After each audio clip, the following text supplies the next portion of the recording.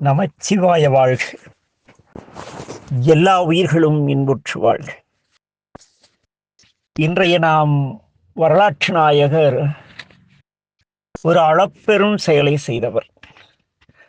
இந்த வரலாற்றில் வருகின்ற எல்லோருமே யார் அன்பில் விஞ்சியவர்கள், யார் சேவையில் விஞ்சியவர்கள், யார் சைவத்தின்பார் கொண்ட அன்பில் மிக சிறந்தவர்கள் என்று அறுதியிட்டு கூறவே முடியாது. நாம் ஆலயத்திற்கு மலர் வாங்கி செல்கிறோம். அந்த மலர் கட்டப்பட்ட விதமோ அதனுடைய செயலோ நமக்கு தெரியாது. ஆனால் நம்முடைய நாவுக்கரசடிகள் பேசுவார், புண்ணியம் செய்வார்க்கு பூவுள நீருள. நீர் கொண்டு அபிஷேகம் செய்து பூ கொண்டு அர்ச்சித்தால் பரம்பொருளின் பேரருளை எளிதில் பெற முடியும். அதற்கு தீட்சையோ சடங்கோ சம்பிரதாயமோ எதுவுமே தேவையில்லை. தீட்சை பெற்று பூவும் நீரும் கொண்டு அர்ச்சனை செய்தால் அப்படி நாவுக்கரசடிகள் சொல்லல. இன்றைய ஏன் இதை குறிப்பிடுகிறேன் என்றால், இன்று பெரும்பாலானவர்கள் தீட்சை பெற்றால்தான் சிவபூஜை செய்ய வேண்டும். அப்ப தீட்சை பெறும் பொழுது இப்படி சிவபூஜை செய்யணும்னு கற்றுத்தருகிறார்களே தவிர கற்றுத்தருவோரே சிவனை கண்டு அருள் பெற்றவர் கிடையாது. சைவத்தின் பேரால் வாழ்பவர் தன்னை சிவமாக காட்டிக்கொள்ளக்கூடிய கள்ள சந்நியாசிகள், கள்ள அடியார்கள். ஏனெனில் சிவருமானே கோவணக்கல்வர் தானே.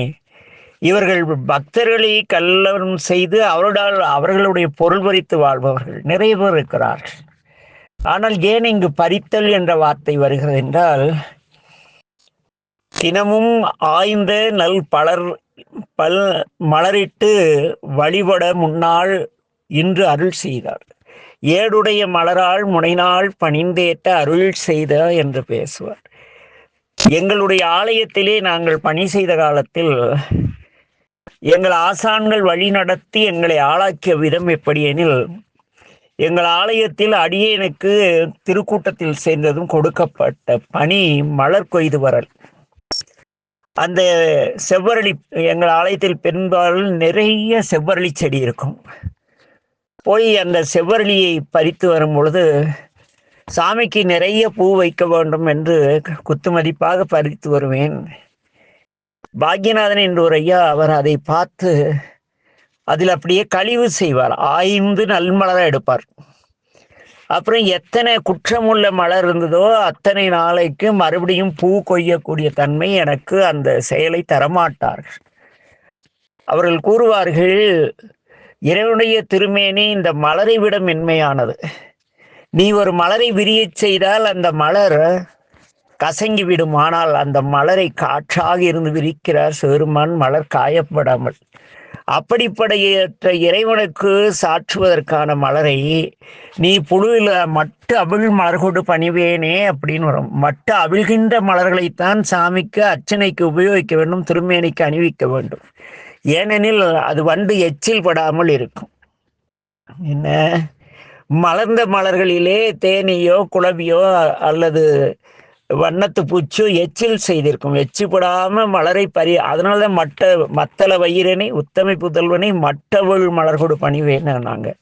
நீ என்னடா இப்படி பூ பறிச்சுட்டு வந்திருக்கன்னு கடுமையான வார்த்தைகளால் சாடுவார். ஏன் இங்கு இது சொல்கிறீர்களா? என்னுடைய வரலாற்றிற்கு ஆதாரம் இந்த மலர். இந்த மலரை கொண்டுதான் இன்றைய வரலாறு. நம்முடைய சோழவள நாட்டிலே கரூர் என்ற கருவூர் அதனுடைய பெயர் இன்று சொல் தெரிவாகி கரூர் என்று வழங்கப்படுகிறது. இந்த கரூரிலே அங்கே பசு தானாக சிவலிங்கத்தின் மேல் பால் சொரிந்ததால் அந்த திருக்கோயிலுக்கு திரு ஆணிலை என்று பெயர். அந்த சிவலிங்கத்திற்கு பசுபதீஸ்வரர் என்று பெயர். இத்திருக்கோயிலை விட்டு நீங்கா அன்பினோடு சிறுமான் மீது அளவற்ற அன்பு கொண்டு வாழும் தொண்டர்களுக்கு யாரேனும் இடர் செய்தால், ஒரு நல்ல மெய்த்தொண்டர் இருக்கிறார், கோயிலே தினம் உழவாரப்பணி செய்கிறார், யாராவது உழவாரப்பணி செய்ய வேண்டாம் என்றால் அவரை தன் கையில் உள்ள கோடாரியை கொண்டு சண்டையிட்டு அவர் போட்டு தள்ளிடுவார். அப்படி ஒருத்தர் இருந்தார்.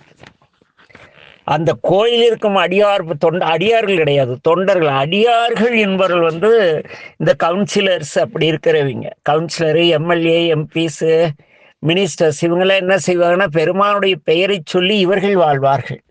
இவர்கள் தங்களை சிவனாகவே பாவித்து எல்லோரையும் வணங்கச் செய்வார்கள்.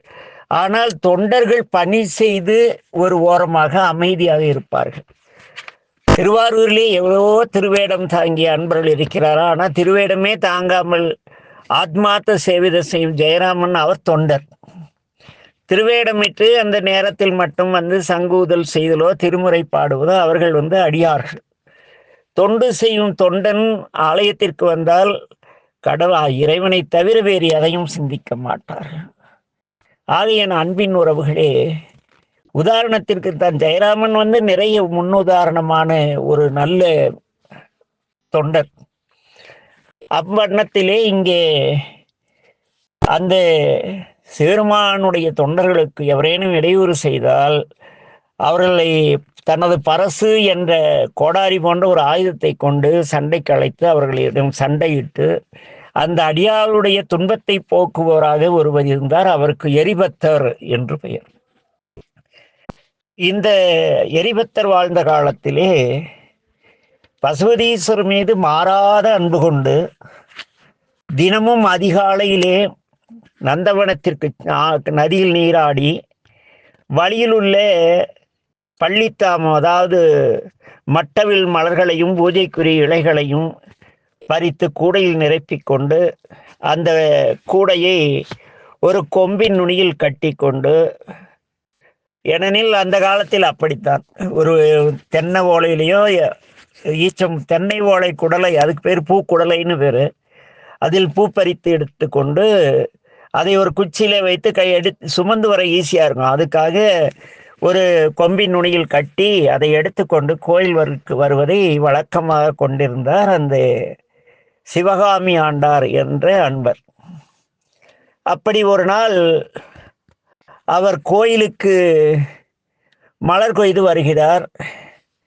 வரும்பொழுது அந்நாட்டு மன்னரான புகழ்ச்சோழர் அங்கே தங்கியிருக்கிறார். அவருடைய பட்டத்து யானை அமராவதி ஆற்றில் நீராடிவிட்டு மகிழ்வுடன் வந்து கொண்டிருக்கிறது. வரும்பொழுது யானை பாதை என்று ஒன்று இருக்கும். அவ்வழியிலே தான் யானை செல்ல வேண்டும். அந்த வழியில் தான் அழைத்து செல்வார்கள். ஆனால் அந்த யானைப்பாகன் என்ன செய்தார்கள் என்றால், அந்த யானைப்பார்களை மீறி யானை அது செல்லக்கூடாத தெருவின் வழியே செல்கிறது. அதை பார்த்த பாகர்கள் அந்த யானையை தடுக்கவில்லை. சரியாத இடத்துக்கு போயிடணும்னு விட்டுட்டாங்க. அந்த யானை சென்ற தெருவின் வழியே சென்று கொண்டிருந்தார் நம்முடைய சிவகாமி ஆண்டார். இந்த யானை அதற்கிருந்த மகிழ்ச்சியிலே குளித்து நீராடி இந்த குழந்தை போல் விலங்குகள்லாம் அது உங்களுக்கு குளிச்சு அப்படிலாம் வச்சுன்னா குழந்தைத்தனமா சில செயலை செய்யும். கூடையை பிடித்து அதில் அந்த பூக்குடலையை எடுத்துட்டு போறாரா, அதுக்கு இவரை பார்த்ததும் அந்த பூவெல்லாம் கண்ணுக்கு பட்டது. பாவம் அந்த யானை என்ன நினைச்சதோ தெரியல, விளையாட்டுத்தனமா அந்த பூக்கூடையை பிடித்து இழுத்து பூக்களை தரையில் விழும்படி சிந்தியது. உடனே சிவகாமி ஆண்டார் பதைத்து, ஆகா, இந்த யானை சிவருமானுக்கு சேர்த்த வேண்டிய மலர்களை இப்படி பூமியில் இறைத்து விட்டதே என்று தன் கையில் பிடித்திருந்த கொம்பை யானையை அடிக்க முயல்கிறார். அப்படி முயலும் பொழுது இந்த யானை மிக வேகமாக செல்கிறது. இவரால் வயதானவர் அதன் பின் வேகமாக செல்ல முடியவில்லை, தடுக்கி விழுகிறார். விழுந்தவர் மிக்க துயரோடு சிவருமானை நோக்கி, சிவனே, பெருமானே, அருளாளா, காலம்புறாம் நான் தங்களுக்கு செய்து வந்த இந்த அருமையான சேவைக்கு இந்த யானை இடையூறு செய்து விட்டதே, இன்று தங்களுக்கு இந்த மலர்களை கொண்டு செல்ல முடியாமல் போய்விட்டதே, பெருமானே, சிவனே, சிவனே என்று கதறி அழுது கொண்டிருக்கிறார். அப்பொழுது அந்த வழியே நமது எரிபத்தர் வருகிறார். வந்தவர் சிவகாமி ஆண்டாரை வணங்குகிறார். ஏனெனில் அவர் ஏற்கனவே அவருக்கு தெரியும், அவருடைய தொண்டின் சிறப்பும் தெரியும். ஆய்ந்த பல் நல்மலர்களை கொண்டு வந்து அதை மாலையாக தொடுத்து அந்த மாலையை இறைவனுக்கு அணிவிப்பதை கடமையாக கொண்டிருந்தவர். அதனால் எரிபத்தருக்கு அவர் மேல் அளவற்ற அன்புண்டு. சிவகாமி ஆண்டாரை வணங்கினார். ஐயா, யார் உங்களுக்கு இந்த துன்பத்தை செய்தது என்று கேட்கிறார். அப்பொழுது எரிபத்தர் அழுது கொண்டே, நம்பெருமானுக்காக நாம் சுமந்து வந்த இந்த மலர்களை பட்டத்து யானை பறித்து எறிந்தது என்று கூறி மீண்டும் வருத்தத்தோடு அழ ஆரம்பிக்கிறார். அவ்வளவுதான். எரிபத்தர் பாய்ந்து சென்று தனது கோடாரியை கொண்டு யானையின் தும்பிக்கையை வெட்டி வீழ்த்துகிறார். அந்த யானையும் கதறி வீழ்ந்து இறந்து விடுகிறது. இதனை கண்டு எதிர்த்து வந்த 3 பாகர்களையும் 2 காவலர்களையும் எரிபத்தர் வெட்டி வீழ்த்துகிறார். அங்கிருந்து தப்பி ஓடிய சில காவலர்கள் அரண்மனைக்கு சென்று வாயில் காவலரிடம் இந்த மாதிரி மன்னனுடைய பட்டத்து யானையை ஒருவர் வெட்டி விட்டார், அவரை இதை தாங்கள் புகழ்ச்சோழ் நம் மன்னரிடம் அறிவிக்க வேண்டும் என்று கூறுகிறார். அந்த வீரனும் ஓடோடி சென்று புகழ்ச்சோழ மன்னரிடம், அரசே, தங்களுடைய யானையை ஒருவன் வெட்டி வீழ்த்தி விட்டான் என்கிறார். பட்டத்து யானை வீழ்த்தினால் அது அரசனை சண்டைக்கு அழைப்பது போல ஒரு செய்கை. பண்டைய காலங்களிலே எதிரி மன்னர்கள் அரசனை சண்டைக்கு அழைக்க வேண்டுமானால் முதலில் பட்டத்து யானையை சிறைபிடிப்பார்கள் அல்லது வெட்டி வீழ்த்துவார்கள். இந்த மரபு இப்படி இருந்ததால் புகழ்ச்சோழர் என்ன பண்ணார்? ஆகா, நம் பட்டத்து யானை வெட்டி வீழ்த்தி விட்டானா, யார் அவன், அவனை பார்த்து கொள்ளலாம் என்று தன்னுடைய சேனைகளுடன் பட்டத்து யானை வீழ்ந்த இடத்திற்கு வருகிறார். நிற்கிறார். யாரது என் ஆணையை வெட்டி வீழ்த்தியது என்று அரசன் அல்லவா அதிகாரமாக கேட்கிறார். அங்கு இருந்த எரிபத்தர் அரசனை நோக்கி, நாமே வெட்டினோம், சிறுமான்குரிய இந்த யானை செய்த குற்றத்திற்காக என்று கூறினார். இவர் நெற்றியில் திருநீரு, தூய வெள்ளையாடை, தூய அரையாடை, கையிலே மழு, கழுத்திலே கண்டமணி, உடம்பெல்லாம் முழு நீர் பூசி நின்று கொண்டிருக்கும் இந்த எரிபத்தர் கூறியதை கேட்டதும் புகழ்ச்சோழ மன்னன் என்ன செய்வது என்று யோசிக்கிறார். ஆனால் எரிபத்தர் கூறுகிறார், அரசே என்று அழைக்கிறார். ஆனால் மன்னன் இவருடைய திருவேடத்தை பார்த்து, ஒரு சிவனடியார் இச்செயல் செய்திருக்க மாட்டார், இவராக இருக்க முடியாது, அந்த தீங்கை செய்தவர் யார், இந்த யானையை வெட்டியவர் யார் என்று அரசன் கேட்கிறார். ஏனெனில் சிவனடியார்கள் அன்பு வையப்பட்டவர்கள், தேவையன்றி இல்லை, எதற்காகவும் பிற உயிரை துன்புறுத்த மாட்டார்கள். அது சொல்லாலும் மொழியாலும் செயலாலும் சிந்தையால் மனதால் பிற உயிருக்கு தீங்கி நினைக்க மாட்டார்கள், மொழியால் பிறரை துன்புறுத்த மாட்டார்கள், செயலால் பிறரை துன்புறுத்த மாட்டார். அவர்கள் சிவனடியார்கள் என்பதை தெளிவாக உணர்ந்திருந்த நம்முடைய புகழ்ச்சோழர் இங்கே இந்த தீங்கை செய்தவர் யார் என்று கேட்கிறார். அப்பொழுது தப்பியோடிய ஒரு பாகன் மன்னர் அருகில் சென்று, அரசே, இந்த தீங்கை செய்தவர் வேறு யாரும் இல்லை, இதோ இங்கு நிற்கின்றாரே இந்த சிவனடியார், இவரே செய்தார் இந்த பெரும் குற்றத்தை என்கிறார் அந்த யானைப்பாகன்.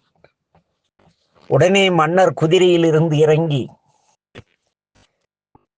இங்கே என்ன நடந்தது, ஐயையோ பெருமானே, இந்த அடியார்க்கு யானை என்ன தீங்கு செய்ததோ என்று மனத்தில் அஞ்சி, என்ன மன்னவன் குதிரையில் இறங்கி நடந்து எரிபத்தர் அருகில் சென்று வணங்கி, அன்பரே, இந்த யானை என்ன குற்றம் செய்தது, தாங்கள் அளித்த தண்டனை போதுமா, சொல்லுங்கள் என்று கேட்டார்.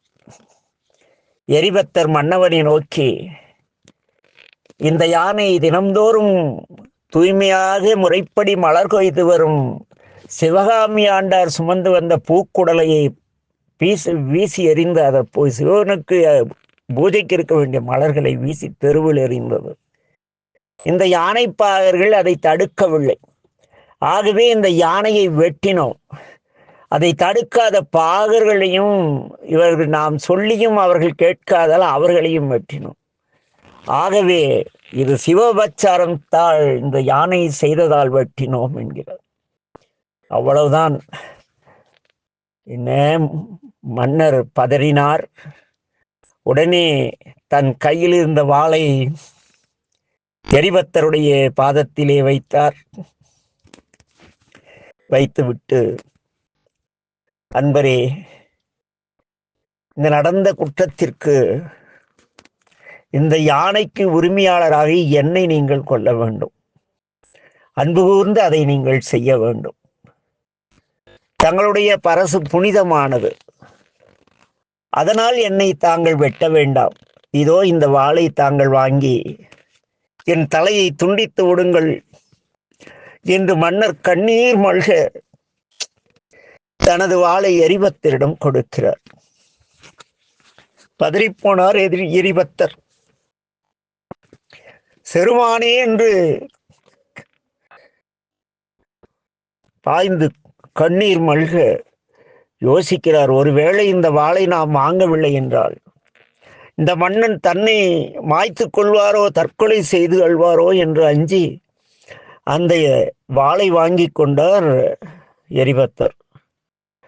மன்னனின் அன்பு அந்த கண்ணீர் கசிய புகழ்ச்சோழன் நின்ற அந்த நிலை, மன்னரின் அன்பு உள்ளம், அவருடைய சிவபக்தி எல்லாவற்றையும் உணர்ந்த எரிபத்தர் இவ்வளவு நல்ல மன்னனுடைய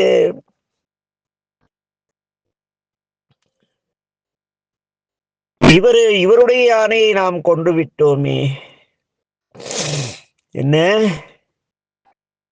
இது நாம் செய்த பெரும் குற்றம். ஆகவே நாம் வாழக்கூடாது, நாம் இறந்து விடுவோம் என்று எரிபத்தர் கையில் வாளை பிடித்து தன்னை மாய்த்து கொள்ள துணிகிறார். உடனே மன்னவன் விரைந்து எரிபத்தரின் கைகளை பிடித்து கொண்டார்.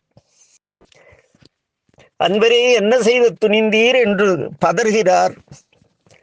இந்த இருவர் இங்குள்ள அனைவரின் சிவபக்தியையும் அந்த அன்பின் முதிர்ச்சியையும் கண்ட பசுபதீஸ்வரர் பதறிப்போனார். பதறிப்போய் வானத்திலே அனைவரும் கேட்கப்படி அசரீரியாக,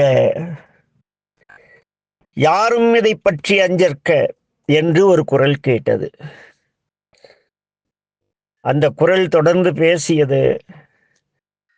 வானத்திடையிருந்து பசுபதீஸ்வரர் கூறுகிறார், எரிபத்தரின் அன்பை உலகிற்கு காட்டவும், இந்த புகழ்ச்சோழர் மற்றும் சிவகாமி ஆண்டாரின் திருத்தொண்டின் மாண்பினையும் உள்ள பாங்கையும் இங்கு அறிவிக்கவே இந்த சம்பவம் நிகழ்ந்தது என்று ஒரு ஓசை எழுந்தது. யானையும் யானை பாகர்களும் வீரர்களும் உயிர்ந்து எழுந்தார்கள். எரிபத்தரும் புகழ்ச்சோழரும் அசரீரியாக வெளிவந்த பேரொடி வந்த விண்ணை வணங்கினார்கள். சிறுமான் மீது புதிய மலர்கள் பறித்து கொண்டு அந்த கூடையை எடுத்து சிவகாமி ஆண்டாரிடம் கிடைக்கும்படி செய்தார் மன்னர். திருவருளின் திறம் கண்டு அனைவரும் மகிழ்ந்தனர். அனைவரும் ஆலயத்திற்கு சென்றார்கள்.